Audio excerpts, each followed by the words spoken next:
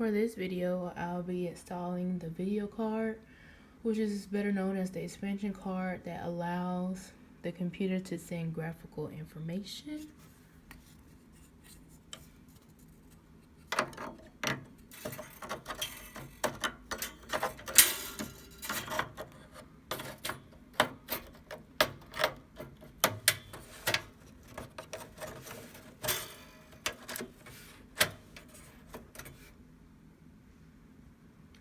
And that will complete the installation of the video card.